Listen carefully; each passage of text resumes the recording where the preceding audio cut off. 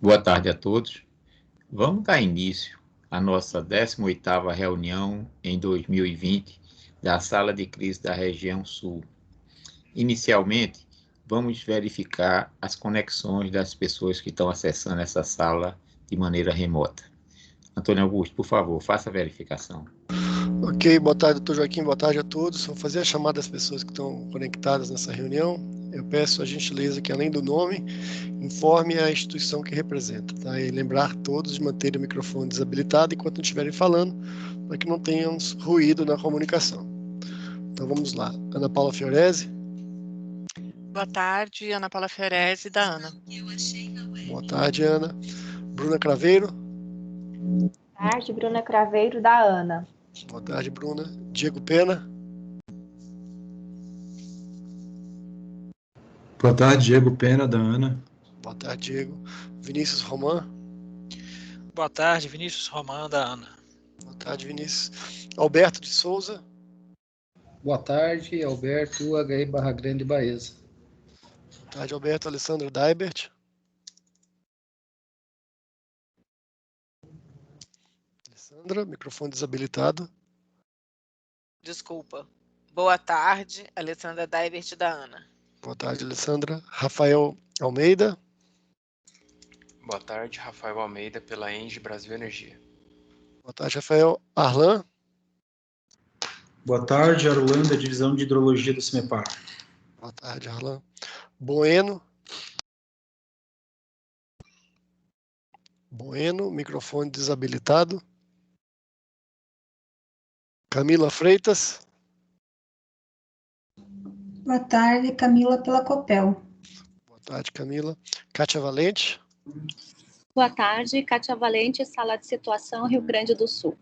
Boa tarde, Kátia. Ciro José. Boa tarde a todos. Ciro, ONS, Programação Sul. Boa tarde, Ciro. Douglas. Boa tarde, Douglas, pela Copel. Boa tarde, Douglas. Érica Rejane. Boa tarde, Érica, Casa Civil. Boa tarde, Érica. Fabiano Dalberto. Boa tarde, Fabiano Dalberto, Usina Foz. Boa tarde, Fabiano. Fernanda Valentim. Olá, boa tarde, Fernanda Nagal, do Instituto Água e Terra. E também João Samek, Instituto Água e Terra.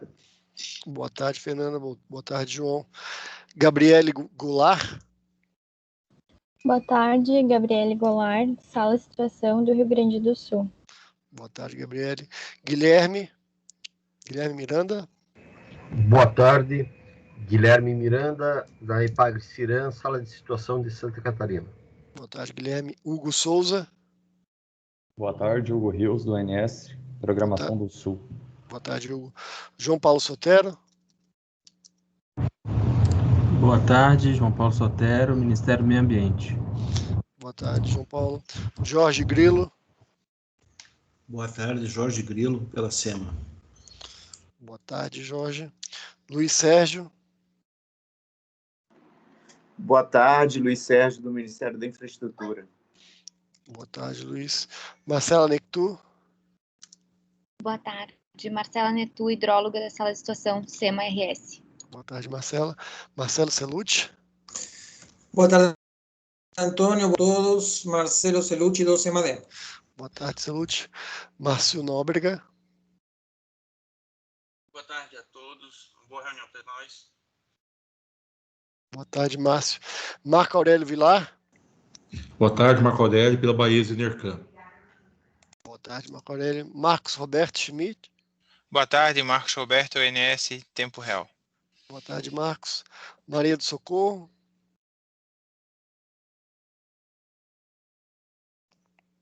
Socorro, microfone desabilitado. Mariana Sampaio.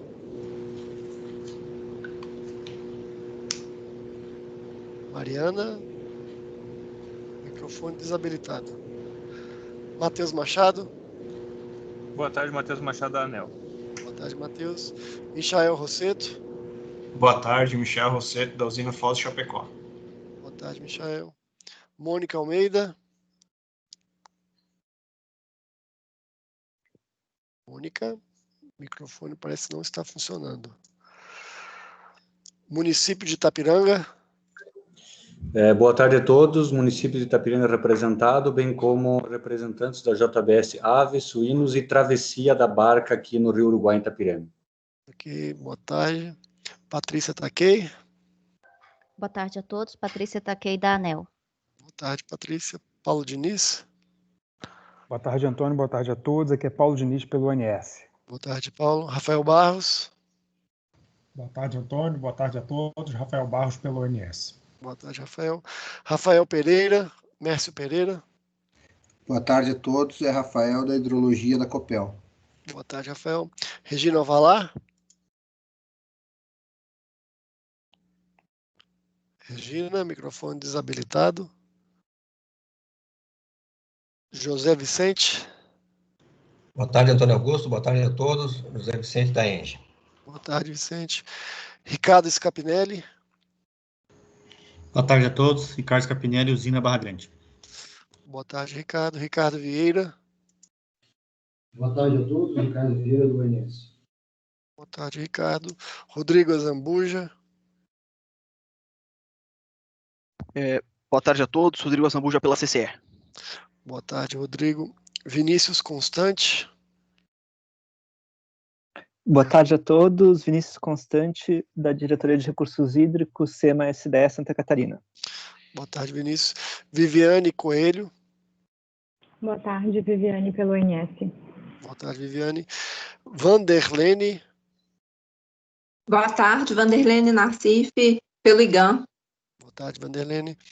A gente teve algumas pessoas que se juntaram a nós enquanto eu estava fazendo a chamada. Por favor, vocês poderiam se apresentar agora?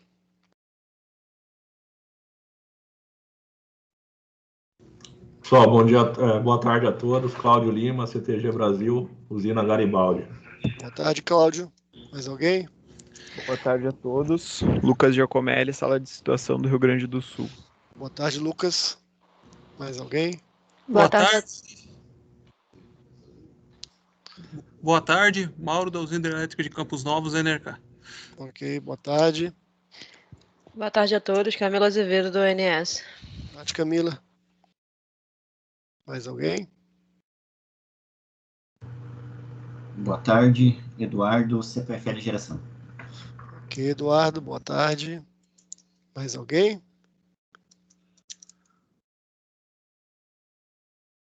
Doutor Joaquim, eu passo a palavra para o senhor. Ok. Bom, então vamos dar início propriamente dito à nossa reunião. Ela hoje contará com 2 apresentações conceituais, a primeira por parte do CEMADEM e uma segunda por parte do ONS. E depois abriremos para debates, considerações de natureza mais ampla. Então, para iniciar a nossa reunião, eu vou colocar a apresentação do CEMADEM para o Marcelo poder iniciar. Marcelo. Muito obrigado, Joaquim.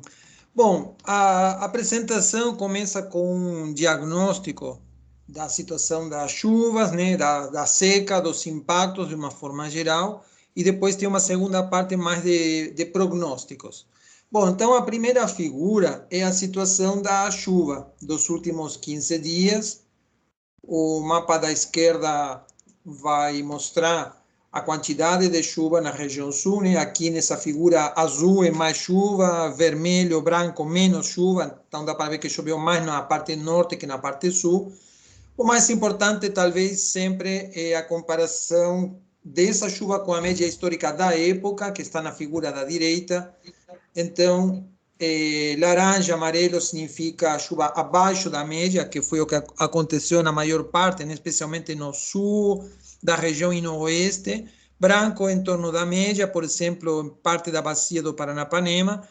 E acima da média, na cor azul, que marginalmente ocorreu em alguns setores da faixa leste, especialmente no Paraná e, em menor medida, Santa Catarina. Bom, essa é a situação, então, dos últimos 15 dias. A próxima figura é semelhante, só que para um período maior, 30 dias. Então, a gente vê aqui que quando utilizamos um período maior, podemos nos concentrar na figura da direita. a chuva vai ficando mais abaixo da média e a chuva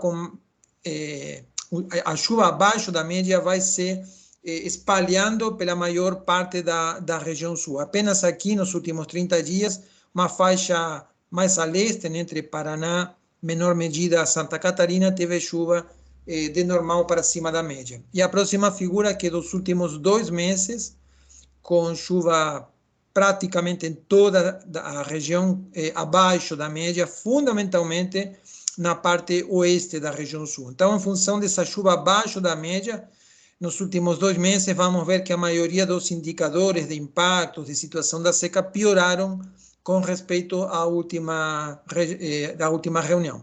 A próxima figura justamente mostra a chuva agora especificamente para a região sul, estão inclusive aqui os municípios, isto é para o mês de novembro, até o dia 21.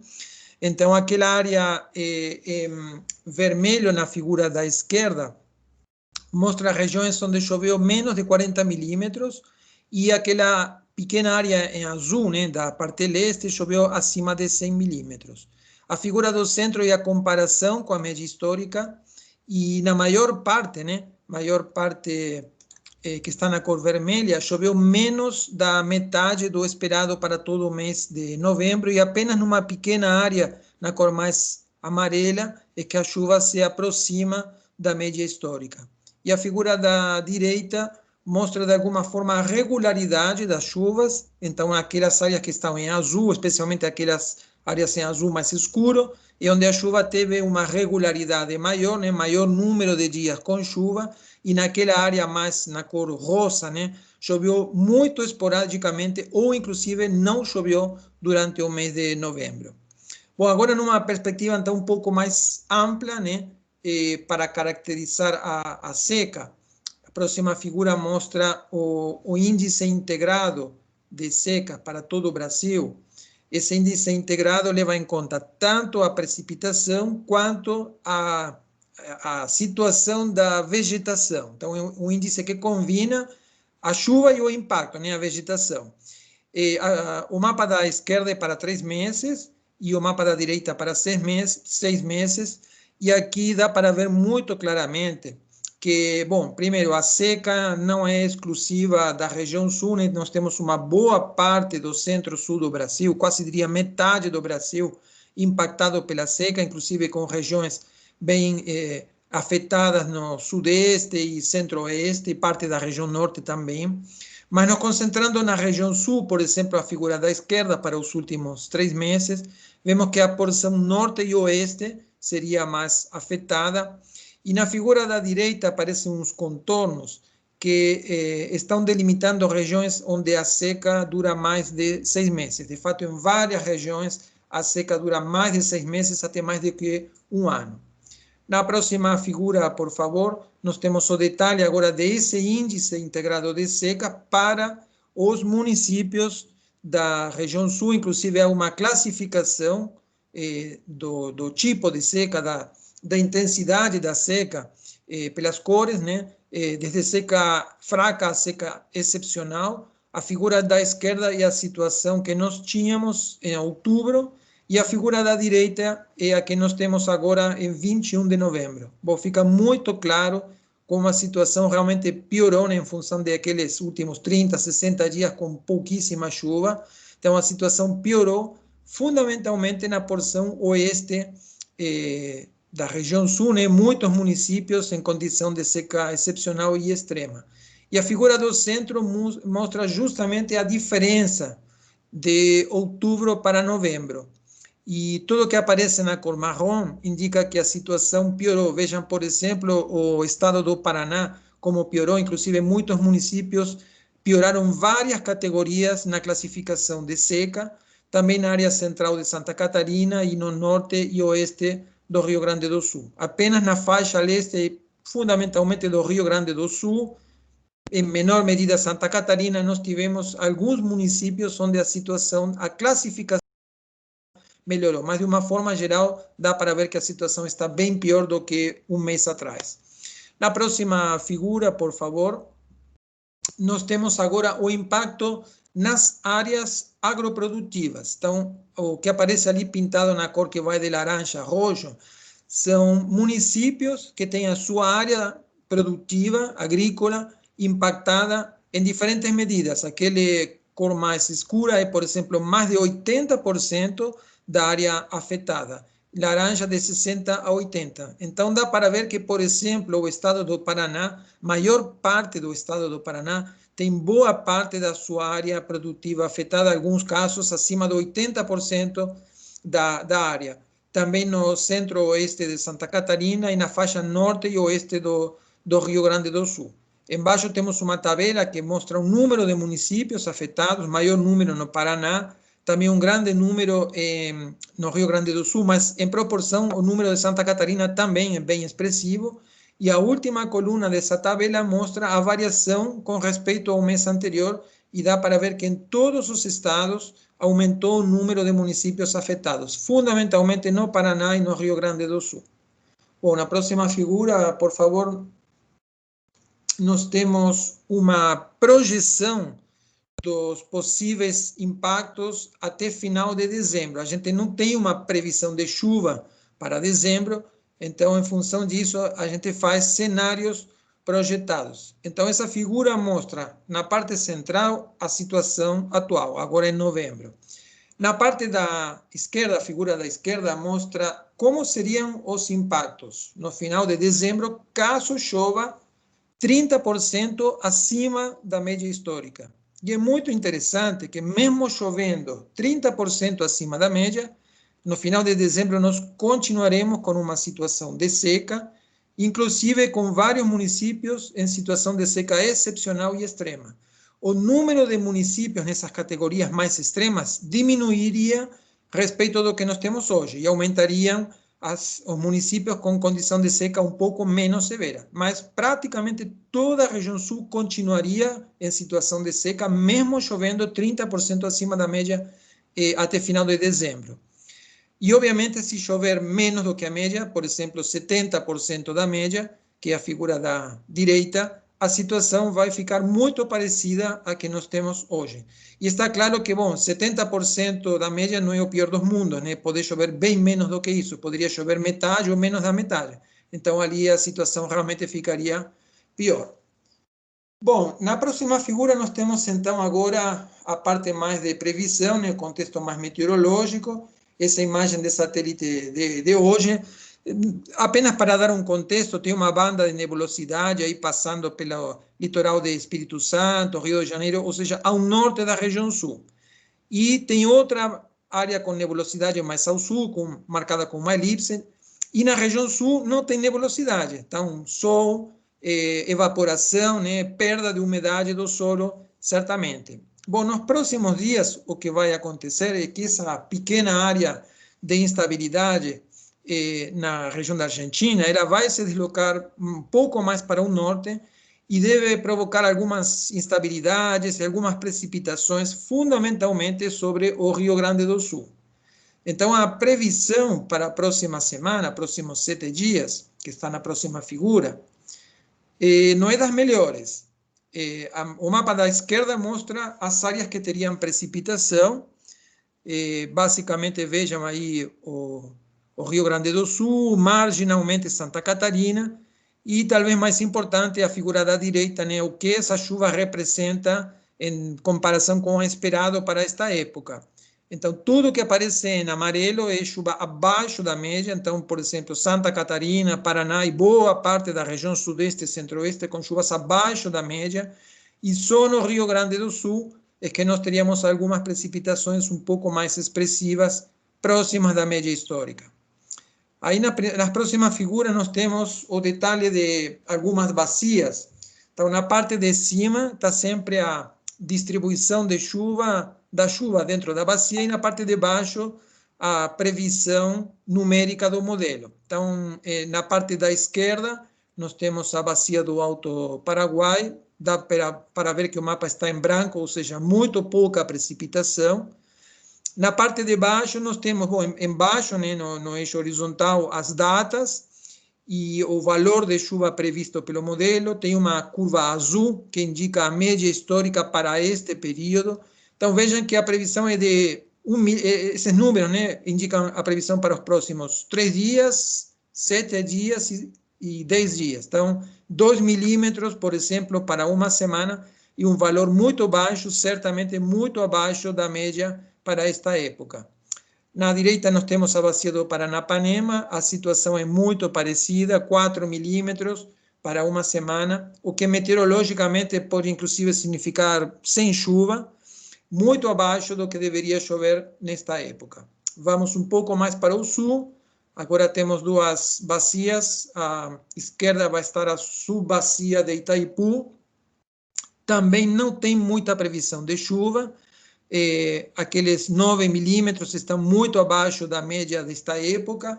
A bacia do Iguaçu, marginalmente, com alguma chuva um pouco maior, a previsão é ligeiramente melhor, na faixa de 15 milímetros para uma semana, mas mesmo assim esse valor está muito abaixo da média histórica. E, finalmente, nós temos as bacias do Rio Uruguai, à esquerda, e Jacuí, à direita, e nós vimos, né, que a chuva mais abundante justamente era para as 2 bacias que estão mais para o sul. Próxima figura, por favor. Então, aqui nessas 2 bacias, Uruguai e Jacuí, a chuva prevista está mais ou menos dentro da média histórica desta época. Vejam que a curva preta, né, se aproxima da curva azul, que é a média histórica. Mas o que acontece é que depois de tantas semanas e meses com solo tão seco, primeiro, muitas vezes os modelos costumam superestimar a chuva, ou seja, acaba chovendo menos do que está previsto por conta dessa baixíssima umidade do solo. E, obviamente, também isso causa uma muito maior dificuldade de transformar essa chuva em vazão. Bom, na próxima figura, nós temos a situação, a tendência, como nós chamamos, para a segunda semana. A tendência para a segunda semana é ligeiramente melhor, no sentido que nós temos previsão de uma chuva um pouco mais espalhada aí em volta de Santa Catarina, e com volumes maiores um pouco na região de Santa Catarina. Eu diria que uma previsão de chuva mais ou menos dentro da média histórica, com um pouco de boa vontade. Mas a figura seguinte, que junta de alguma forma a primeira com a segunda semana, deixa claro que a situação não é muito boa, né? Não é boa. Deve chover nos 3 estados, mas os maiores volumes vão se concentrar mais para o sul e, por exemplo, o estado do Paraná fica claramente dentro da área menos chuvosa, né? Abaixo da média, sendo que é o estado que hoje está na situação talvez mais delicada. Bom, e tentando fazer um esforço dentro do limite da responsabilidade, para prever um pouco além, né, temos aqui uma previsão de um modelo americano, que é um modelo que faz previsão para o mundo todo, para a terceira e quarta semanas contadas daqui para frente. Então, nós temos na parte de cima a semana do 23 a 29 de novembro, e na parte de baixo de 30 de novembro a 6 de dezembro.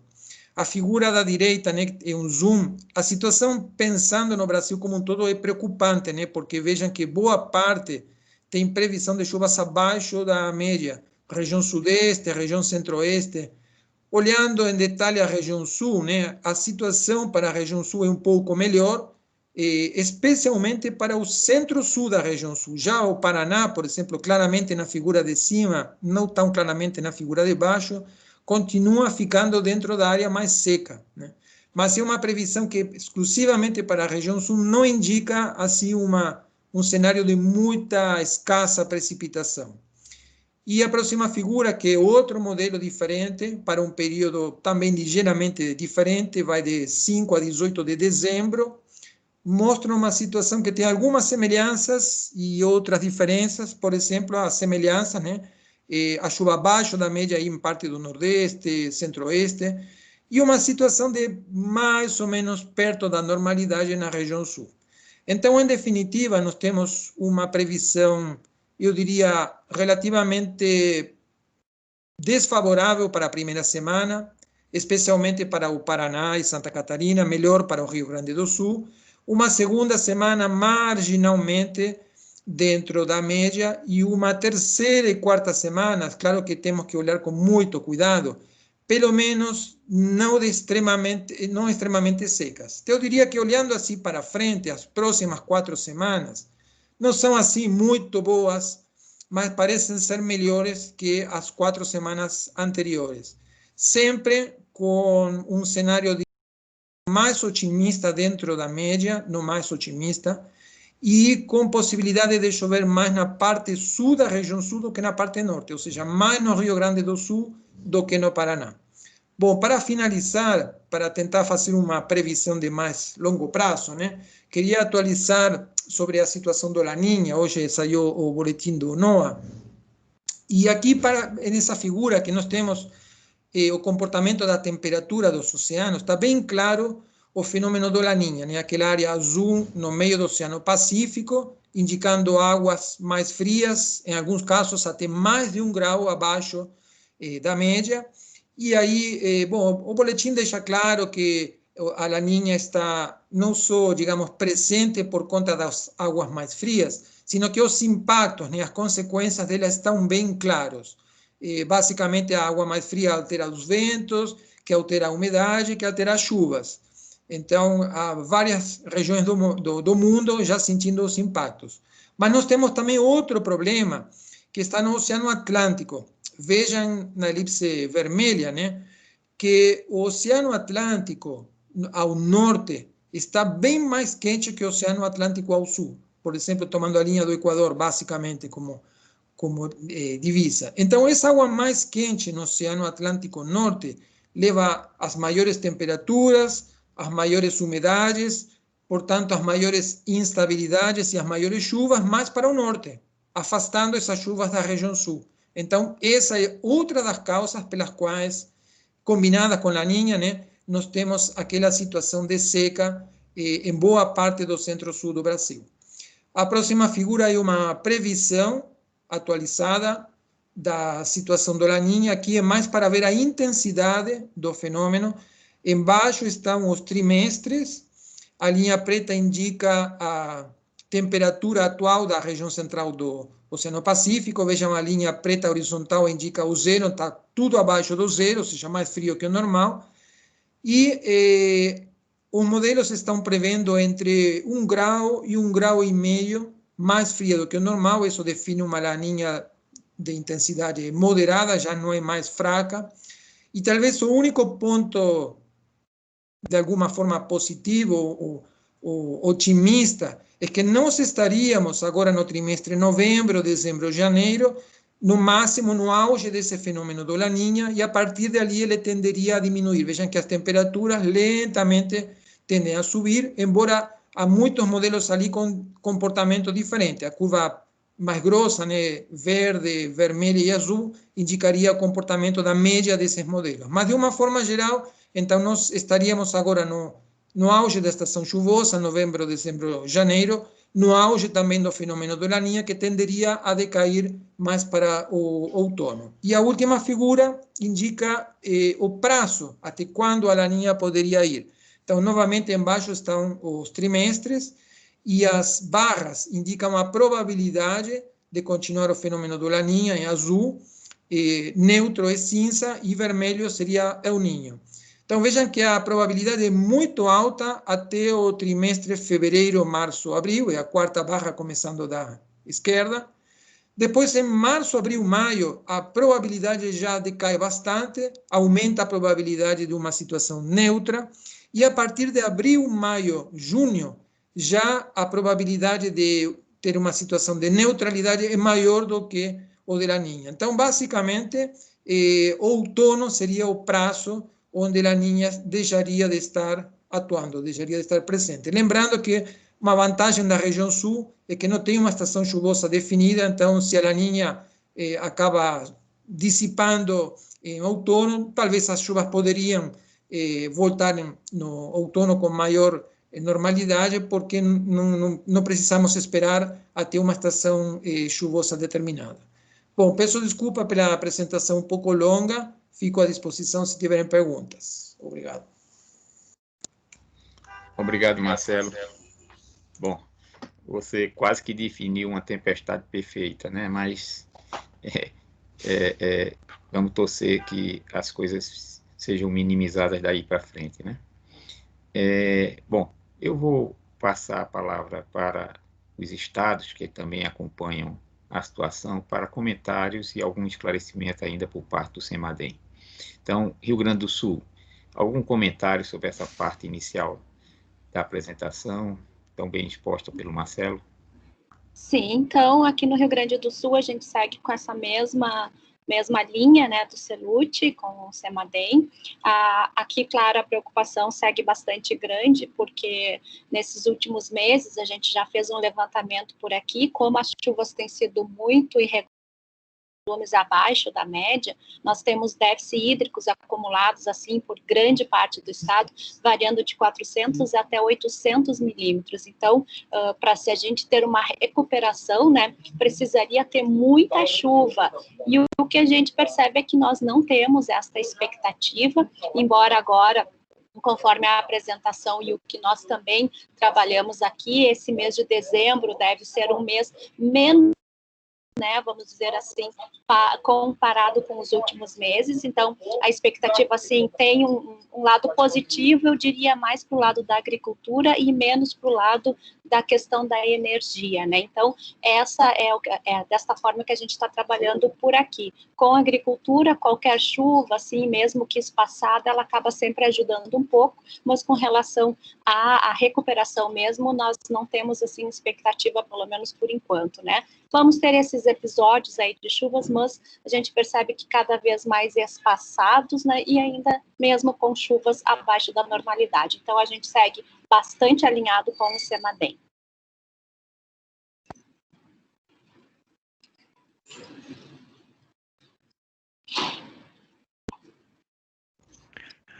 Bom, com relação à condição hidrológica aqui no Rio Grande do Sul, a gente vem observando uma piora nos últimos dias.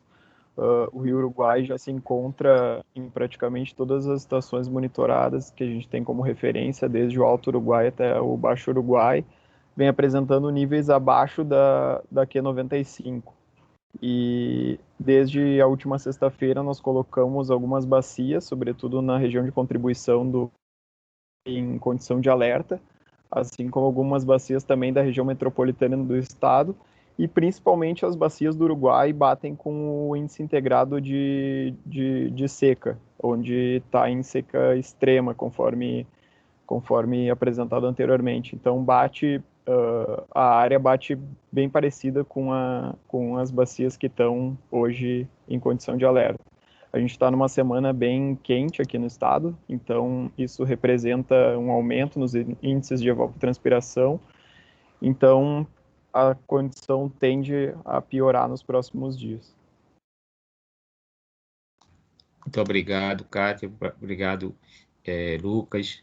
Eu acho que vocês, de alguma maneira, estão alinhados, né, com as previsões que o CEMADEM tem colocado. Eu acho que é importante esse alinhamento no sentido de que é uma situação de muita atenção.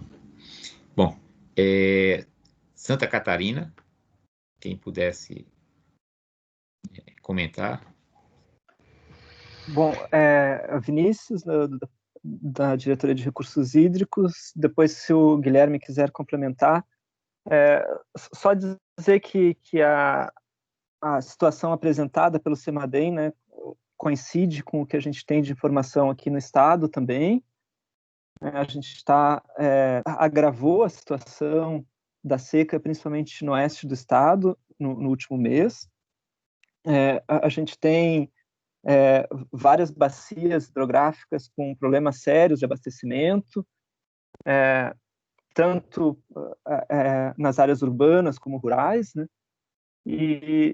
E as previsões, né, como foram colocadas agora, né, não são muito animadoras, né? Então a gente continua em atenção e trabalhando com os atores das bacias para tentar minimizar os impactos, né?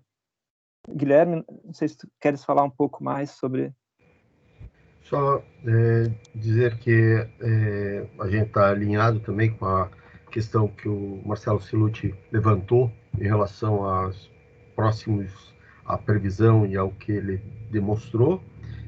O extremo oeste, oeste e meio oeste catarinense é o mais atingido, com valores de déficit hídrico nos últimos, desde junho do ano passado, chegando à ordem de 800 a 900 milímetros a menos, principalmente no meio oeste de Santa Catarina, isso afetando algumas culturas, né, de milho e soja. A gente tentaram plantar, né, os agricultores tentaram plantar ali em setembro e outubro e não deram muito resultado concreto, porque não está uma perda em alguns locais de 20%, alguns locais até 30% da produção. Isso é um levantamento que os nossos colegas da IPAGRE estão fazendo em cada município. Bem, isso vai afetar principalmente, como o Vinícius relatou, está afetando o abastecimento público e a dessedentação dos animais, principalmente visto que o nosso sistema agropecuário, né, é forte na suinicultura e avicultura. Então tem algumas vezes, alguns agricultores estão tendo que abater o rebanho de bovino, de leite, ou mesmo reduzir o plantel de suíno e aves, né, na região, porque não tem água suficiente para atender a esses agricultores, né? E principalmente a dessedentação, apesar que as prefeituras estão fazendo uma força-tarefa, várias prefeituras do estado estão fazendo essa força-tarefa de atender a esses produtores rurais.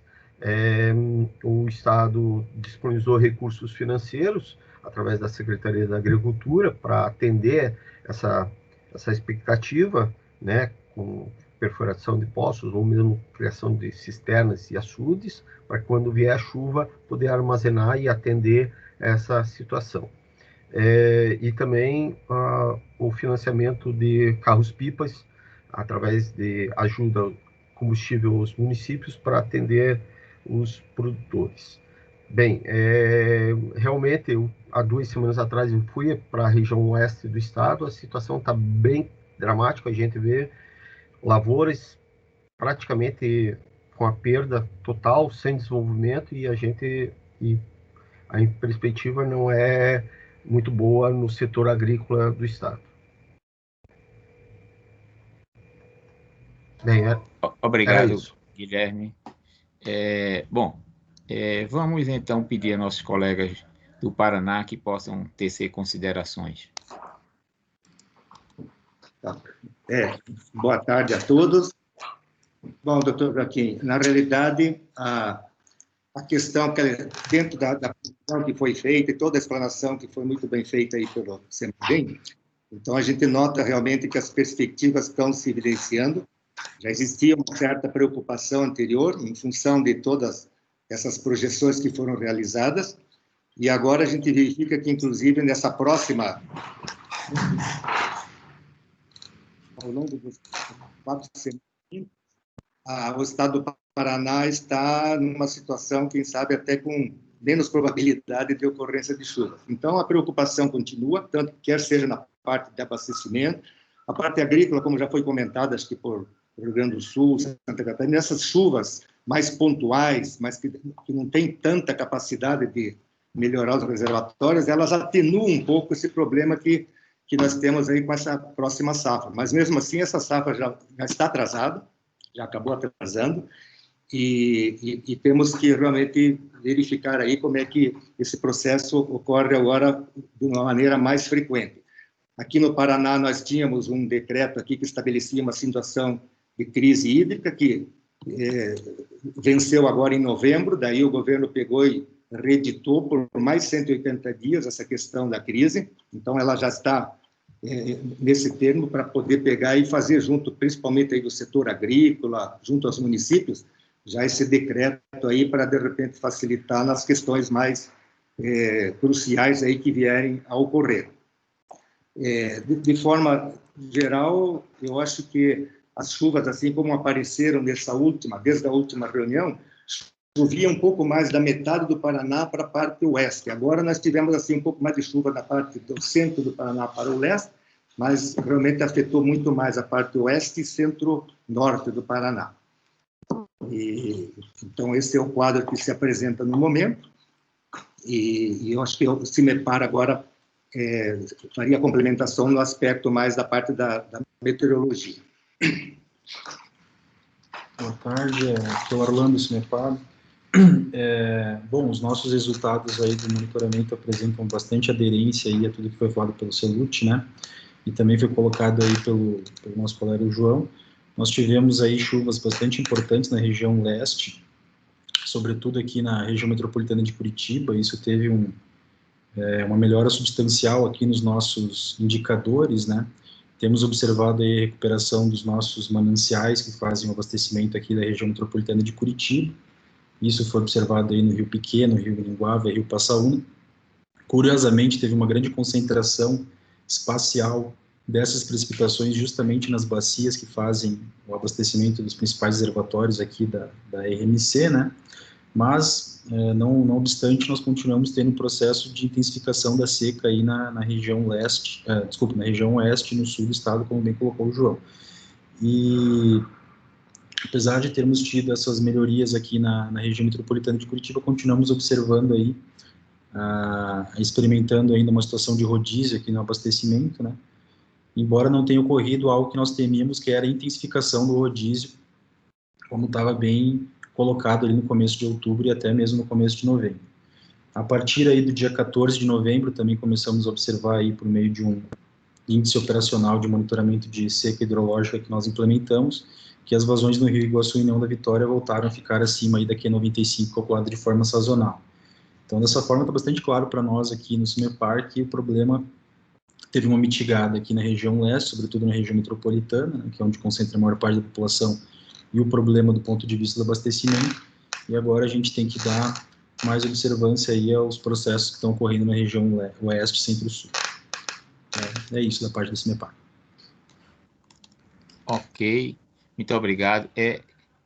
Nós temos a Regina, que eu acho que a Regina queria complementar alguma coisa.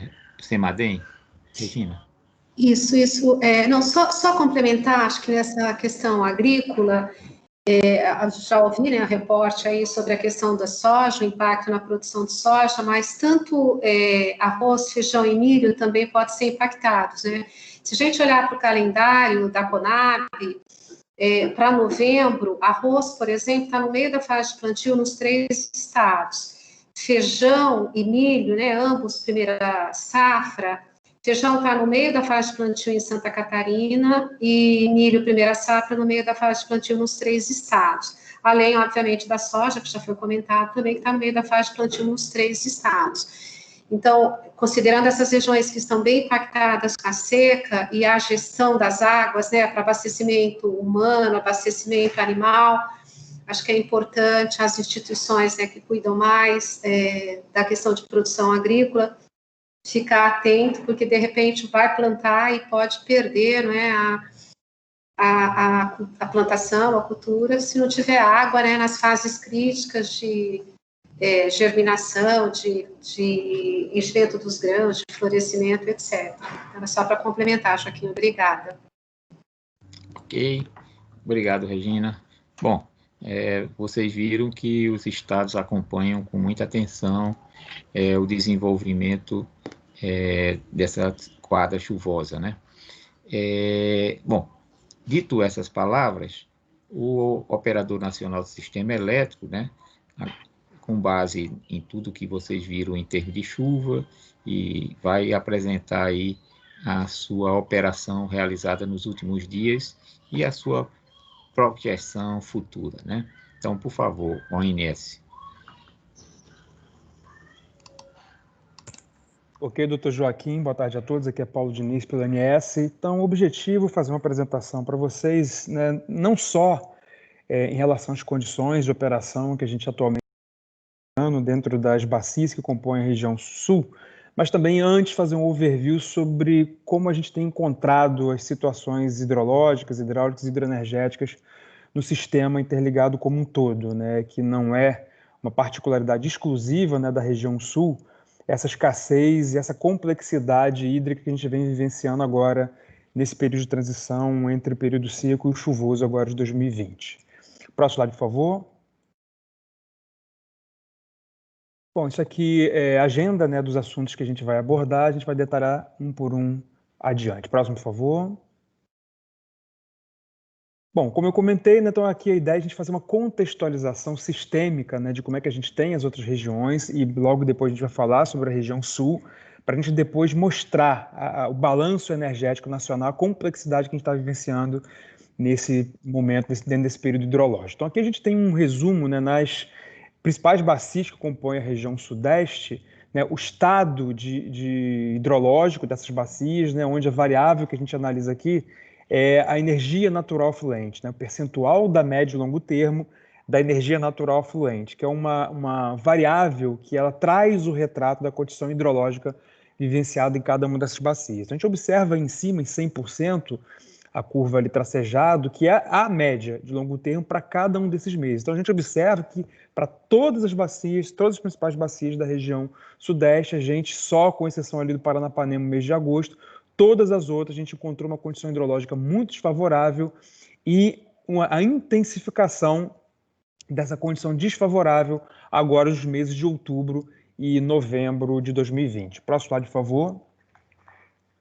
Aqui é a mesma variável, né, energia natural fluente, só que ela contabilizando todas as enas de todas as bacias da região sudeste. Então, a gente observa, né, a curva em tracejado também representa a médio e longo termo, a curva contínua que a gente está observando agora em 2020, e a gente observa, né, como é que a condição ela foi se deteriorando ao longo desse tempo, né? A gente observou ali maio, 11º, junho, julho, 13º, tivemos uma pequena melhora em agosto, 24º, só que em setembro observamos o 7º pior e outubro fechado verificado o 7º pior outubro de todo o histórico, de todas as bacias, somando todas as bacias da região sudeste. Próximo slide, por favor. Isso outubro, né, o pior do histórico. Qual a perspectiva que a gente tem agora para o mês de novembro? A gente tinha a previsão inicial do mês de novembro, dentro de um programa que a gente tem todos os meses chamado Programa Mensal da Operação, a gente tinha a perspectiva de ter um outubro tendo 52% da média de longo termo para a região sudeste. Isso se configuraria como o pior outubro, se configurou como o pior outubro de todo o histórico. No mês de novembro, que é a curva tracejada em azul, a gente tem, considerando a última revisão feita na semana passada desse programa mensal da operação, onde a gente usa modelo chuva-vazão, um pedacinho dessa previsão, modelos estocásticos, a previsão até o momento é de uma média de novembro de 59% da MLT, que se configuraria como o segundo pior de todo o histórico. Ou seja, a gente tem outubro, fechou o pior outubro de todo o histórico, e novembro se configurando como o segundo pior novembro de todo o histórico. Próximo slide, por favor. Isso olhando a região sudeste, né, que é a principal bacia, onde tem as principais bacias, e o principal condicionante hidroenergético nacional é a região sudeste do Brasil. Contabilizando todo o sistema, né, abrangendo as regiões sudeste, norte, nordeste e a região sul, que daqui a pouco a gente vai dar um zoom específico na região sul, somando tudo, a gente tem aí a sigla SIM, que é todo o Sistema Interligado Nacional. A gente observa, né, muito ancorado pela condição ruim observada na região sudeste, que é a principal região do sistema, a gente olha a criticidade aí também ao longo desses últimos meses, principalmente setembro como o quarto pior e outubro fechando também o pior para a região. Próximo slide, por favor. Da mesma forma, contabilizando para todo o sistema interligado o mês de novembro, né, a gente tem aí, considerando na curva em azul, considerando a última revisão do Programa Mensal da Operação, a gente teria uma média sistêmica de somente 56% da MLT, se configurando como o segundo pior novembro de todo o histórico de 90 anos. Próximo slide, por favor. Bom, a partir daqui a gente vai comentar a evolução, né, do armazenamento. Até então a gente falou da energia natural fluente, ou seja, a condição de vazão, a condição de água, que ela chegava em cada um dos reservatórios que compõem cada um desses subsistemas, né, e, em função disso, a evolução do armazenamento em cada um desses subsistemas. Então, aí à esquerda e acima a gente observa a região sudeste, né, que a gente já está com armazenamento igual ao observado para o mesmo período no ano passado, ano de 2019, só que com uma condição hidrológica muito mais adversa, né? A gente observa ali que agora, em novembro, a gente teve uma estabilidade, né, que é a curva em azul, uma estabilidade do armazenamento, e já no início de dezembro, um início de recuperação dos armazenamentos da região sudeste, que não é o que a gente vem observando agora em 2020. Vamos deixar o sul por último. À direita e acima a gente tem a região nordeste, né? Em função de chuvas significativas que a gente observou principalmente em fevereiro e março agora de 2020, a gente teve uma boa recuperação do armazenamento da região nordeste, principalmente na bacia do Rio São Francisco, e é um recurso energético muito importante que a gente vem contabilizando agora na operação ao longo do mês de outubro e novembro de 2020.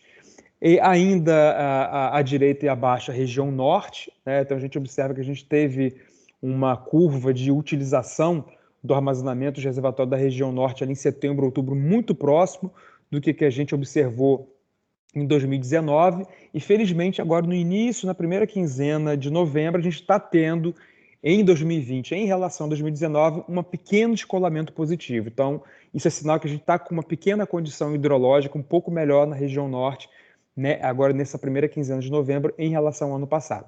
Aqui, à esquerda e abaixo, a região sul, né, como a gente observa, aí, praticamente o ano inteiro de 2020, uma condição de armazenamento muito pior do que o que a gente observou em 2019, né? Lembrando que nesse período aí de janeiro a abril, maio, agora de 2020, nós tivemos a pior sequência desses meses de todo o histórico de 90 anos.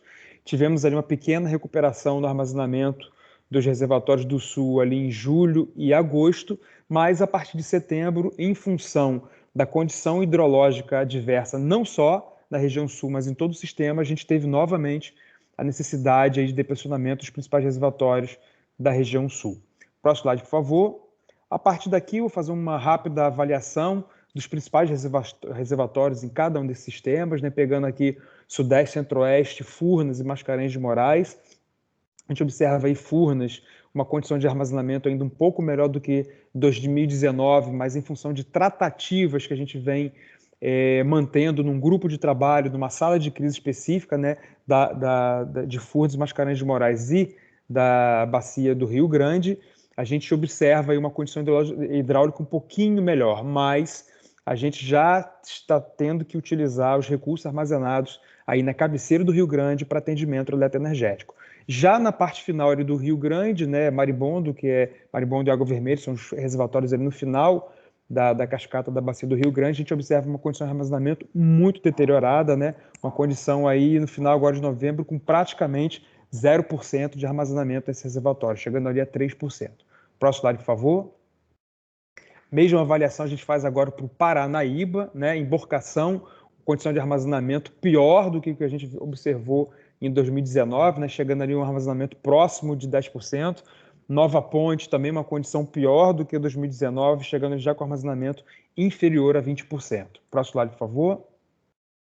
Pegando o trecho final, né, do Paranaíba, a gente já aí uma condição de armazenamento, a condição hidráulica muito pior, né? E Tumbiara, o reservatório ali próximo da Foz, né? Antes de São Simão, armazenamento praticamente zerado, armazenamento em torno de 3%, e São Simão com armazenamento ali levemente superior a 10%. Próximo slide, por favor.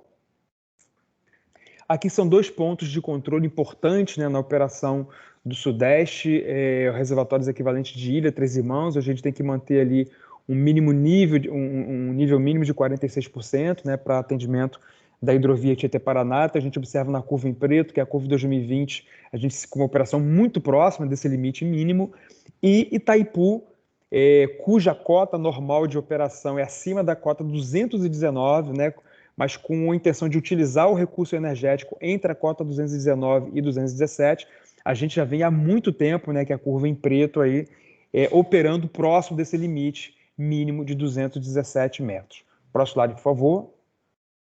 Outra bacia muito próxima aí da região sul, né, inclusive limítrofe com a região sul, é a bacia do Rio Paranapanema, né, Jurumirim e Capivara, um reservatório na cabeceira Jurumirim e Capivara, já próximo da Foz do Rio, uma condição de armazenamento em Jurumirim próxima de 2019, mas com uma condição hidrológica muito pior do que 2019, e Capivara, que é um recurso muito importante para a gente fazer o balanço energético, né, para atendimento da geração e também para ter defluências de água chegando a Itaipu, que é a principal usina de balanço energético da região sudeste. Então, a gente observa em Capivara já uma condição de armazenamento muito ruim. A gente tentou preservar a operação desse reservatório próximo de 20%, mas não foi possível. Aí com o armazenamento chegando próximo a 10%. Próximo slide, por favor.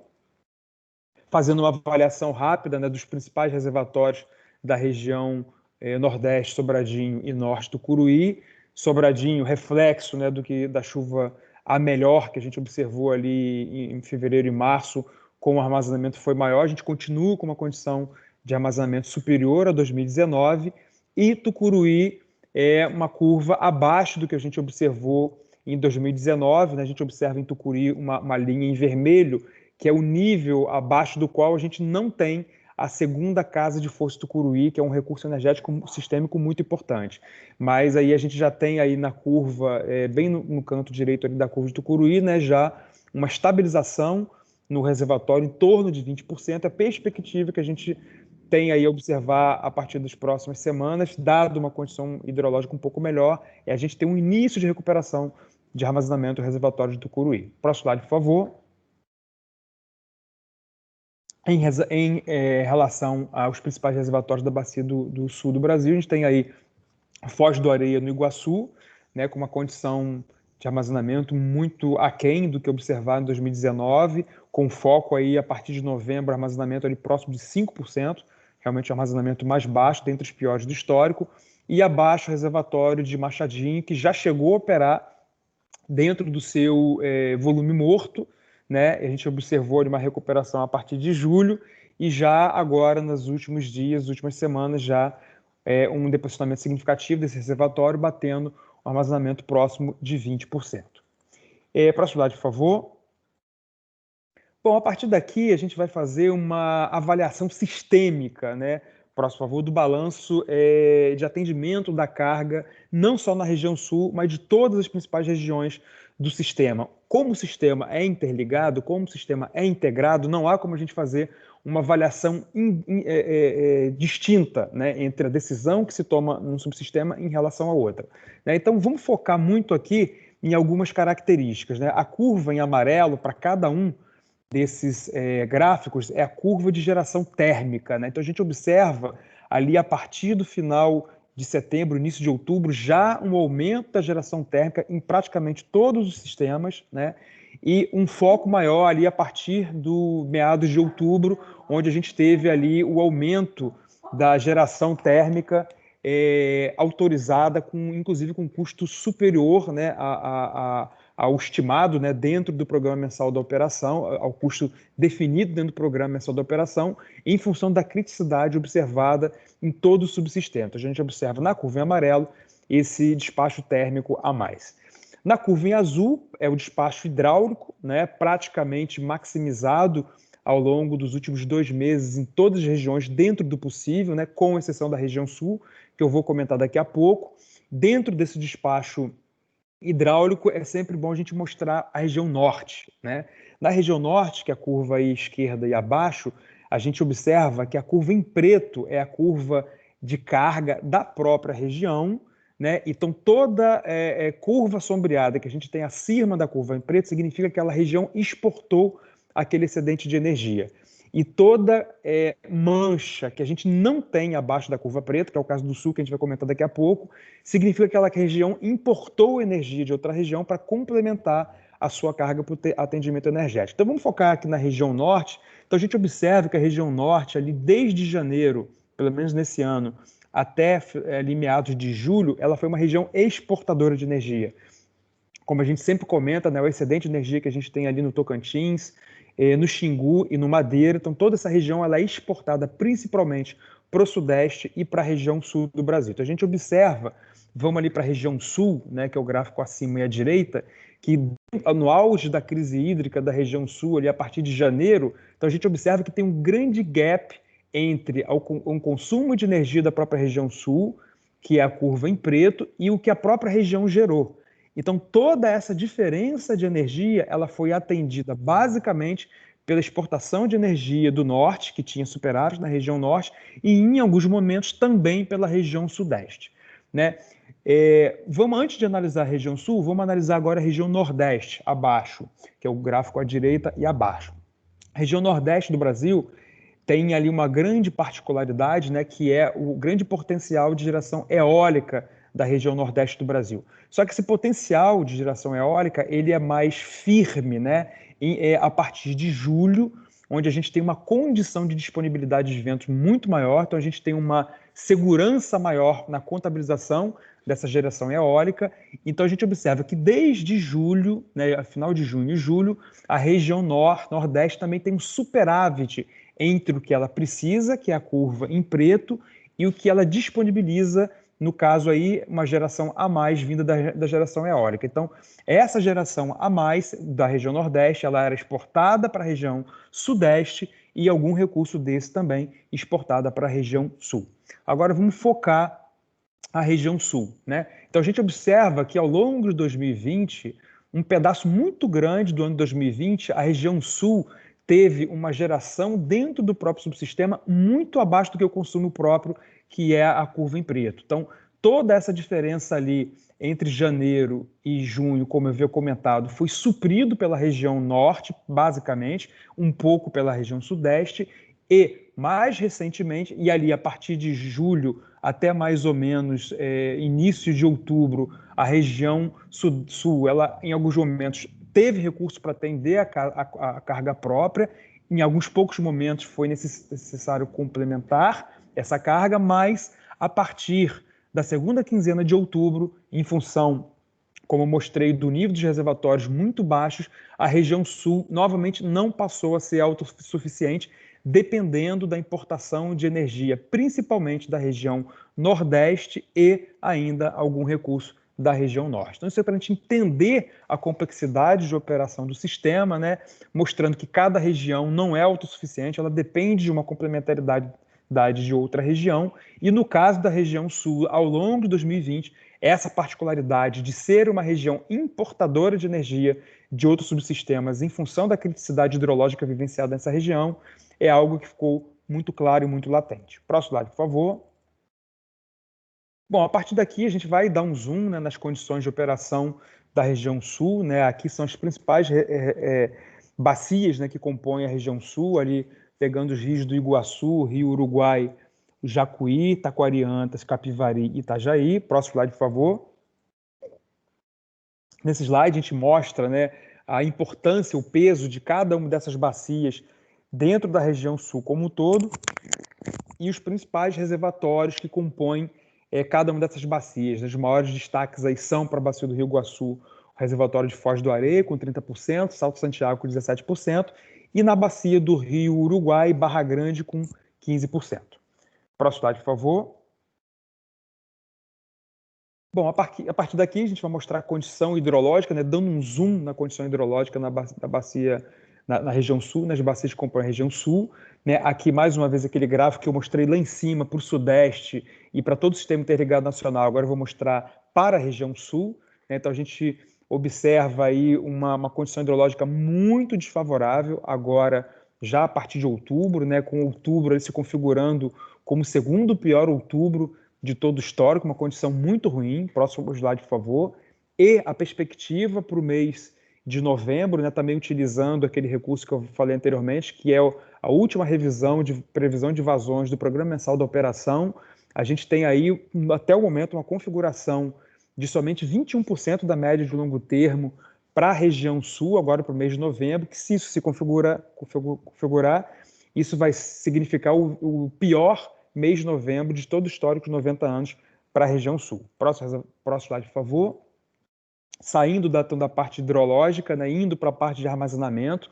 Aqui a gente tem o armazenamento de cada uma das bacias, principais bacias que compõem o subsistema sul. Né? Então a gente vê uma condição de armazenamento muito ruim, né? Principalmente aqui no Iguaçu, que é a principal bacia de armazenamento da região sul, chegando ao armazenamento ali no Iguaçu próximo de 10%, Capivari ali levemente abaixo de 15%, né? E o Jacuí, que é uma bacia que tem um armazenamento muito pequeno, que está com um armazenamento um pouco maior, né? Mas o peso dela dentro do sistema, como a gente pode observar nesse quadro aí acima à esquerda, né, é baixo, né? Somente 3.000 megawatts dos 19.000 megawatts da região sul, sendo que as bacias energeticamente mais importantes são as bacias do Rio Iguaçu, com 10.000 megawatts, e a bacia do Rio Uruguai, com quase 6.000 megawatts.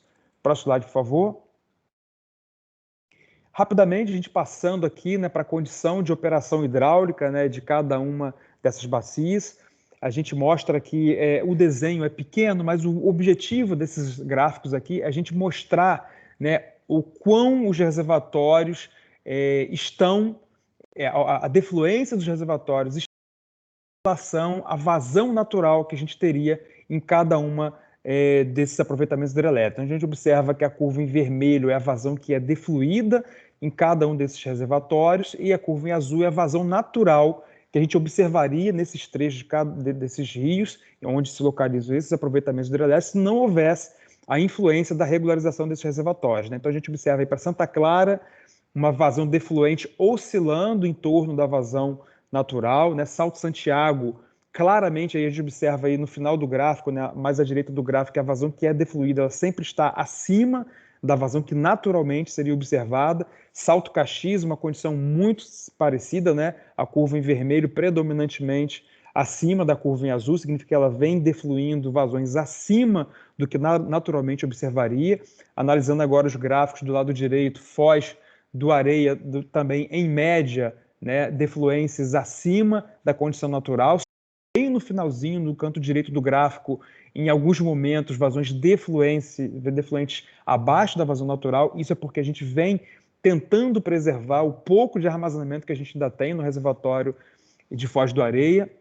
Salto Santiago, Salto Osório, que é o gráfico abaixo aí, bem no canto direito, predominantemente também vazões defluentes acima da condição natural e a mesma observação para Baixo Iguaçu. Próximo slide, por favor.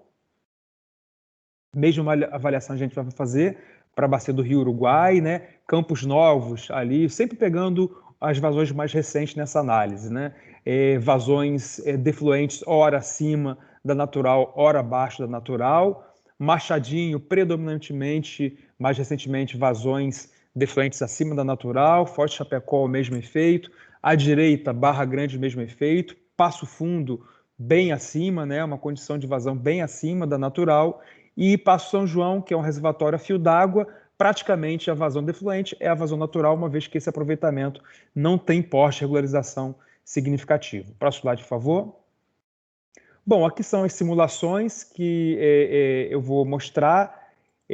A gente tem aqui as condições, as premissas utilizadas nas simulações, né? A previsão de vazão.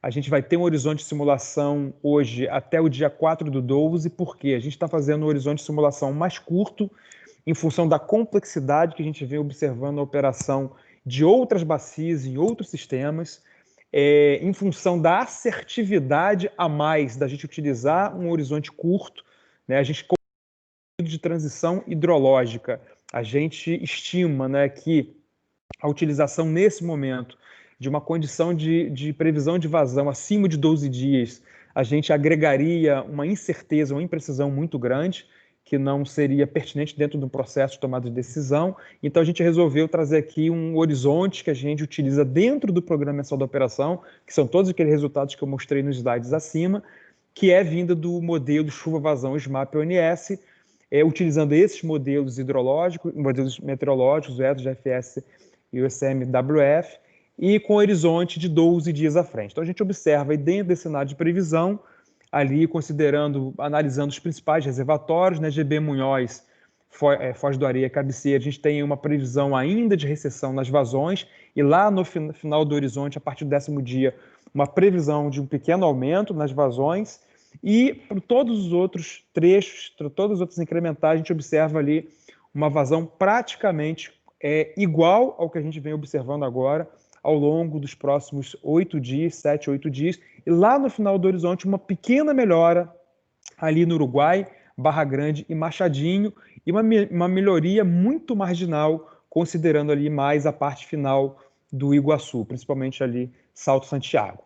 Então, no próximo slide, a gente vai ver o resultado, né, da simulação para esse horizonte que eu falei, considerando essa previsão de vazões, né? Então, a gente observa aí GB Munhoz, né, principal reservatório, Foz do Areia, dado que é um reservatório que a gente está buscando preservar, o pouco armazenamento que a gente ainda tem nesse reservatório, praticamente com uma operação constante, né, a fio d'água, sem nenhuma alteração significativa, terminando no final do horizonte de avaliação aí com 5,5% do armazenamento.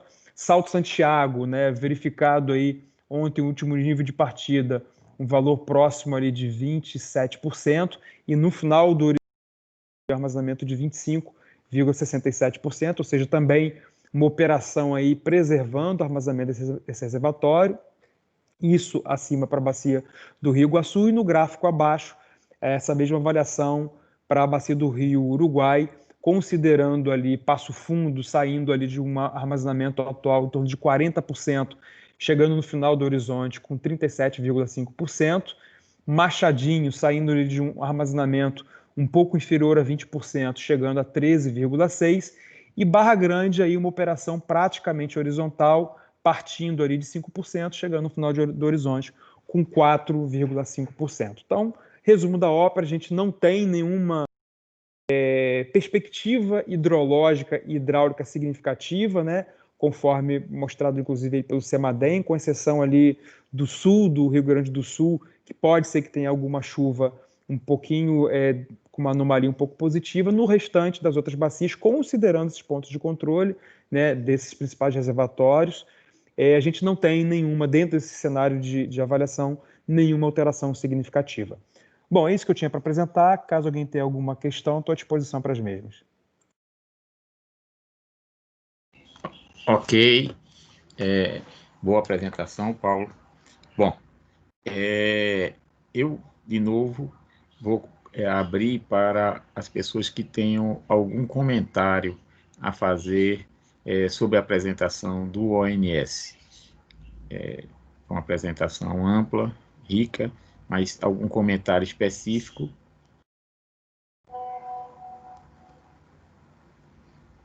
Bom, nós estamos vendo, então, que a situação não se estabilizou. Pelo contrário, ainda temos previsões de baixas vazões, de termos ainda, alguma maneira, o agravamento da crise possível, né? Tem o fenômeno da Laninha, tem o problema do aquecimento do Atlântico. Então, todas essas coisas se somam e faz com que nós tenhamos que acompanhar com muita cautela. Eu não sei como está a questão hoje das balsas lá de Itapiranga. Se o pessoal das balsas pudesse comentar nesse momento, seria interessante, né, para a gente ficar fazendo um acompanhamento, porque as vazões caíram muito naquela região. Inclusive, tivemos uma reunião na segunda-feira para tratar da questão dos arrozeiros. Então, se a prefeitura e o pessoal das balsas de Itapiranga pudessem comentar, ou mesmo de Forte Chapecó. Boa tarde, doutor Joaquim e demais. Estamos aqui, então, no município, no gabinete, está o Juarez, que é da Balsa, o Jaime, que é secretário de Planejamento, está o pessoal da JBS Aves e Suínos aqui de Itapiranga, e eu, engenheiro, então, da prefeitura.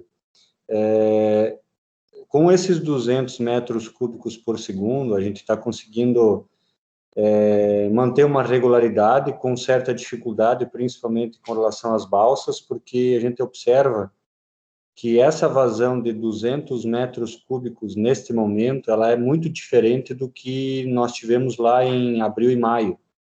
Então, o reflexo aqui, ele é muito mais negativo neste momento. Talvez pela condição dos afluentes, né, que a gente até levantou, o pessoal da JBS levantou esses dados também. Talvez os afluentes entre nós, Itapiranga, e a UHE Foz do Chapecó, a gente sabe que eles estão com vazões menores, né? Talvez essa seja a diferença que a gente está sentindo agora. Então, na verdade, os 200 metros cúbicos por segundo, neste momento, eles estão muito parecidos com os 160 que nós tínhamos acordado numa outra oportunidade. Então, o nosso pedido neste momento é de que fosse mantidos 200 metros cúbicos por segundo, as vazões somadas, e vou confirmar o que o pessoal da IPAGRE, o Vinícius e o Guilherme, desculpa se eu errei os nomes, muito bem colocaram. A gente está com uma condição muito dramática aqui, inclusive com municípios da região já se mobilizando, doutor Joaquim, para começar a buscar água no Rio Uruguai, que é o único curso hídrico disponível para que possa abastecer a essas localidades. Então, a gente solicita, então, que seja mantido os 200, que, repito, o reflexo dele para nós, esses 200, ele está muito parecido, está próximo do que aconteceu com o 160. Então, essa a nossa manifestação aqui do município de Itapiranga, com o pessoal da Balsa e com o pessoal da JBS Aves e Suínos. Muito obrigado. Ok, muito obrigado. Eu não sei se os amigos de Foz de Chapecó podiam comentar a perspectiva. Bom, boa tarde, Joaquim, boa tarde a todos. Aqui em Foz de Chapecó, a gente segue aí com a recomendação dos 200 metros cúbicos, né, de acordo com o acordado com o INS, e até então a gente não tem relatos aí de problemas a jusante, né. Então, como bem o pessoal de Itapiranga colocou aí, eles estão conseguindo manter as atividades deles com certas dificuldades, mas a gente não, em nenhum momento alguém solicitou um aumento de vazão aqui de efluente para a gente tá atendendo a jusante.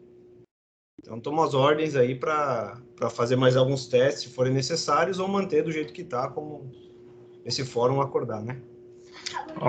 Ok, mas os 200 você tem conseguido suprir e tem uma perspectiva dos próximos dias de continuar suprindo, é isso, né?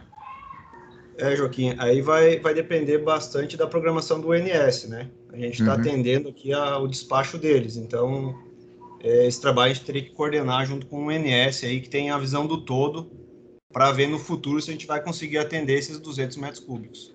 Ok, bom, o INS está ouvindo, o Paulo vai falar depois, comentar. Paulo, essa perspectiva do 200 é importante, porque se agrega agora também os arrozeiros, né, que são demandadores também nessa época do ano. Então, Paulo, se você tiver alguma informação adicional sobre o Rio Uruguai, e é importante nesse momento passar, e também se em algum momento se constatar alguma preocupação a mais sobre o atendimento dos 200 metros cúbicos por segundo, que nos informar para a gente fazer uma reunião específica, né? Paulo. Certamente, doutor Joaquim, é muito importante a gente levantar esse ponto, né? Eu vou até passar depois para o pessoal da programação do INS do Sul comentar. O grande gargalo, né, no atendimento desse condicionante de Foz de Chapecó, como até dito aí pelo profissional lá de Foz de Chapecó, é a operação de montante, né? Principalmente o que nos preocupa é Barra Grande, né, que já está com armazenamento bem baixo. A gente está tentando preservar o máximo que a gente pode esses aproveitamentos, e também Itá Machadinho, né?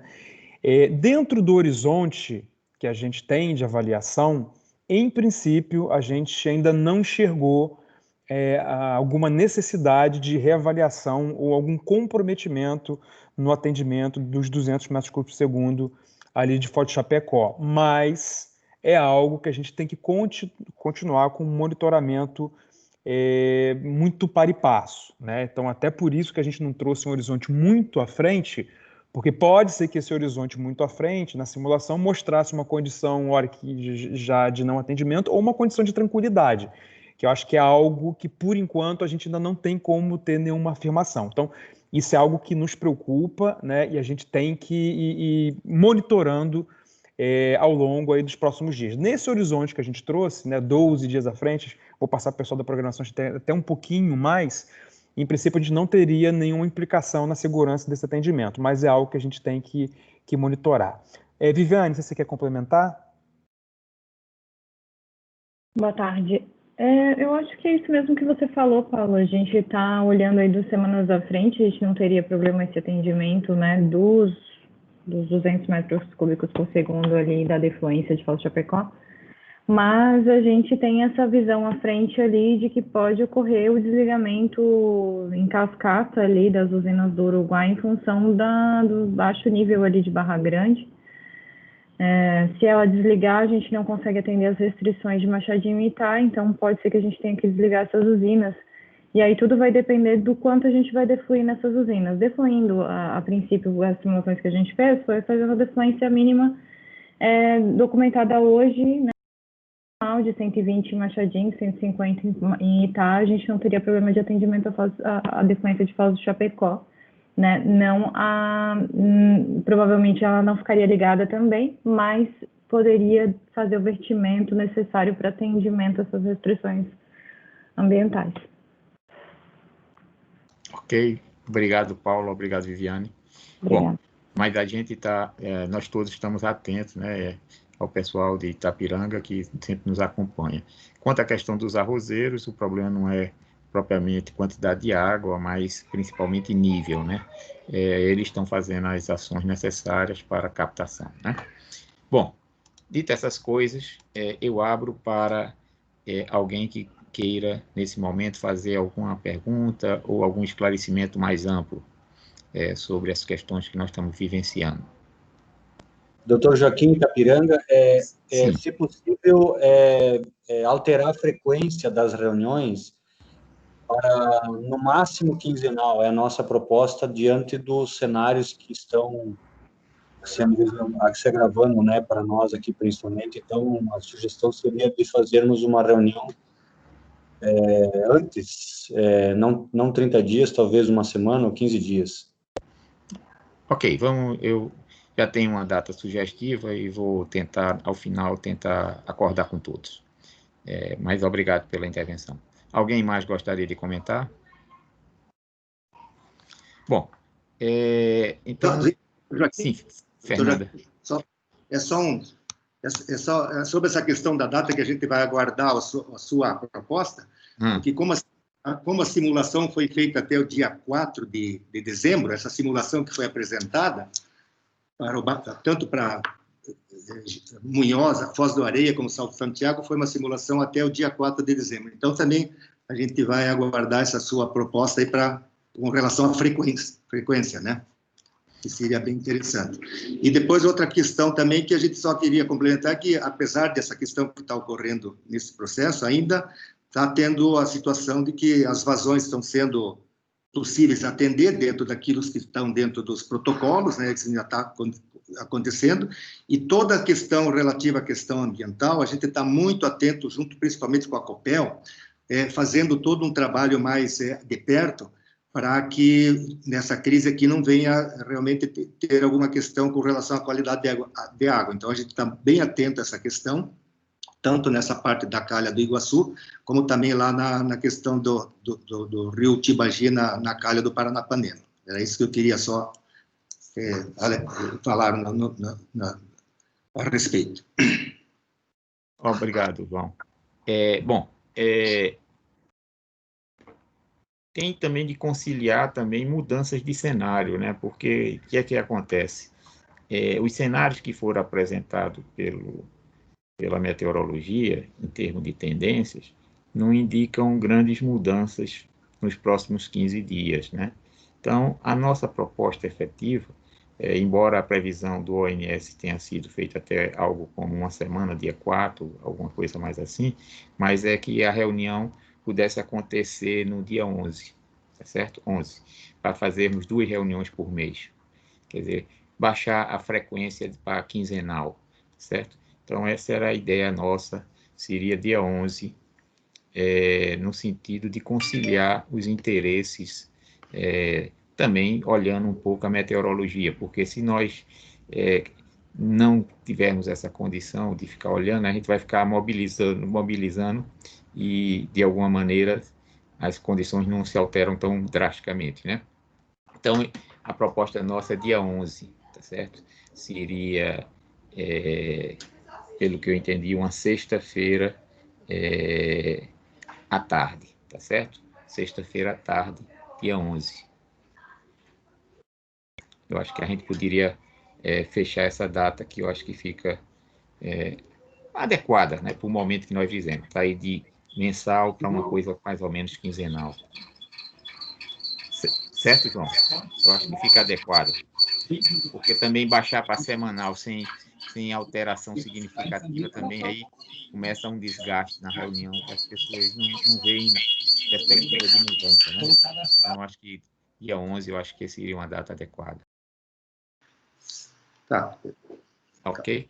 Bom, por nossa parte... Joaquim, teria possibilidade de voltar a fazer de manhã a reunião da sala de crise? Até porque no dia 11 à tarde nós vamos ter aqui um painel de segurança de barragem, né, que está sendo organizado pelo Estado, e aí a gente tem possibilidade de participar. Eu acho que isso é um detalhe que a gente sempre leva em conta, a gente sempre tenta conciliar o interesse de todos. Então, vamos tentar fazer... Então, a única alteração vai ser 11, 10 horas da manhã, tá certo? 11, 10 horas da manhã. Obrigado. Tá? 11, 10 horas da manhã, tentando a máxima participação de todos, tá certo? Já que esse tema é de muita importância e de muita atenção, tá? Então, vamos tentar conciliar o interesse de todos. Então, 11, 10 horas da manhã seria a nossa próxima reunião, a não ser que algo aconteça nesse intervalo, mas dentro das perspectivas que foram colocadas, então seria 11 às 10 da manhã, ok? Bom, eu não gosto de estender muitas reuniões quando ela não é necessário. Eu acho que as apresentações foram muito esclarecedoras, mostraram a situação de atenção que nós estamos vivendo, mostraram uma perspectiva futura não alentadora, com dois fenômenos acontecendo de maneira conjugada, que é o fenômeno da Laninha e o fenômeno do aquecimento do Atlântico, e toda essa questão norte e sul, né, Atlântico Norte e Atlântico Sul, que foi levantada pelo CEMADEM, que contribui ainda mais com as condições adversas que nós estamos passando na região sul. Então, dito essas palavras, tá certo? Eu gostaria de pedir a vocês que se cuidem, né, e contar com vocês na próxima reunião do dia 11, às 10 horas da manhã. Muito obrigado a todos.